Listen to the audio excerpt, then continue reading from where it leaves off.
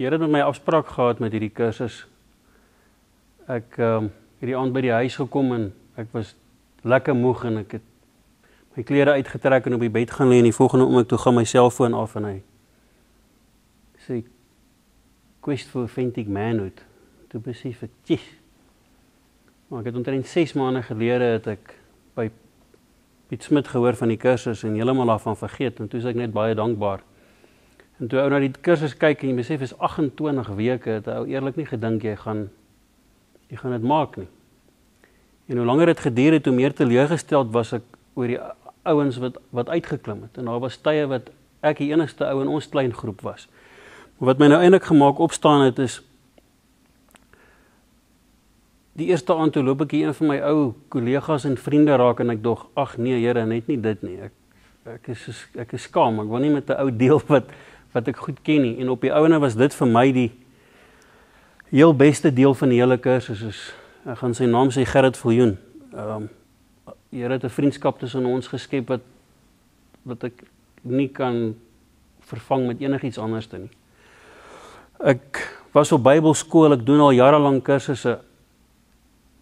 En sonder om arrogant te wees, dan raak dit boring as jy goed hoor wat jy al gehoor het. En dit was vir my die, skoon die woord, die amazingste ding van 'n eenvoudige kursus het baie aande die mat onder my uitgeruk met goed wat ek nog nooit aangedink het nie. En dan het ek ouens leer ken wat reël was. Hier sit, wat is jou naam? Een van die laaste aan, ek dink ek het om 5 minute leer ken. Toe sien ek my, hy's 'n man wat daad by die woord voeg. Hy daai meisiekind van hom het hy gebel en gesê, ek is Armand, ek het jou naam gekry by so en so, en ek wil jou graag date. En dit was vir my net so reël. Want haar lewe sal vir ewig verander wees, oor daai een oomblik wat hy hier 'n boodskap gekry het van Robert, en dit gaan toepas het. As ek reg onthou, die definisie van authentic manhood, 'n authentic man rejects passivity, accepts responsibility, leads courageously, and seek the greater reward, God's reward. En ek is nie getroud nie, maar in hierdie 28, is nou langer as 28 weke, met die vakansies tussen, en het ek veral met girls gedeel, en jy sien daai, ekskuus die woord, admiration in hulle gesigte is, wow, ek wens my man het dit gedoen. So, dis regtig vir my iets wat so te rustig hier onder ons is. Ons is veronderstel ons moes ouens saamgetrek het, die moes vanaand 'n crowd gesit. So, ons is te skaam. Ons weet wat het die Here in ons harte gedoen die hele dekselse jaar, maar ons share dit nie.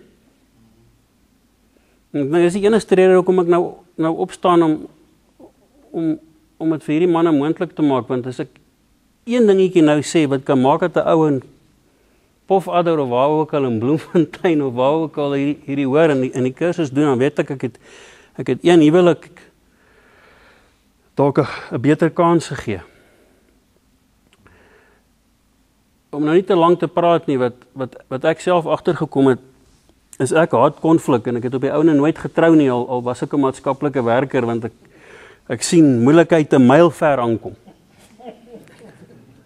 Maar in die proses was ek so bang om vrouens verder seer te maak, dat ek nooit grens gestel het, nie soos in verkeerde dinge doen nie, maar jy het net altyd ja gesê en ingegee en sulke goeders. En ek het baie keer misbruik gevoel in verhoudings.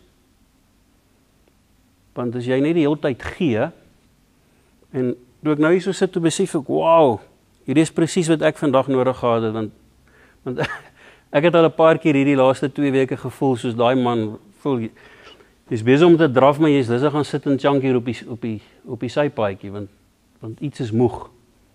En dis presies dit, my lewe is, ek deel maklik met ander mense, ek raak outomaties betrokke as 'n mentor. Maar in die proses sny ek presies al die goed af wat my vol maak. So hierdie boodskap van vanaand was vir my iets besonders.